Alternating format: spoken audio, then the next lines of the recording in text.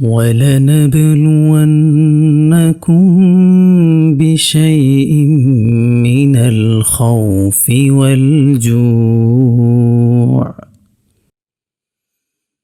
وَالْجُوعِ وَنَقْصٍ مِّنَ الْأَمْوَالِ وَالْأَنفُسِ وَالثَّمَرَاتِ وَبَشِّرِ الصَّابِرِينَ الَّذِينَ إِذَا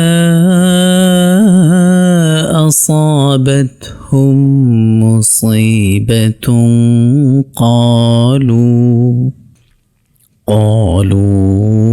إِنَّا لِلَّهِ وَإِنَّا إِلَيْهِ راجعون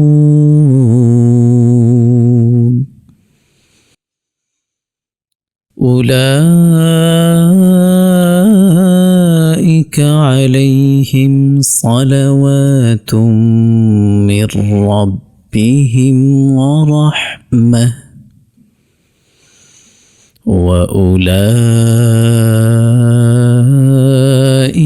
هم المهتدون। আর অবশ্যই আমি তোমাদেরকে পরীক্ষা করব, কিছুটা ভয়, ক্ষুধা, ধন সম্পদের ক্ষতি, প্রাণহানি এবং ফল ফসলের ক্ষতির মাধ্যমে।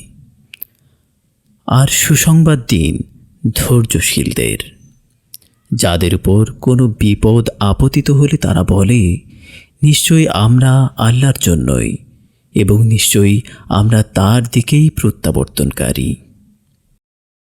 এরাই তারা যাদের উপর তাদের প্রতিপালকের পক্ষ থেকে বিশেষ অনুগ্রহ ও অসীম রহমত বর্ষিত হয়, আর তারাই প্রকৃত হেদায়েত প্রাপ্ত।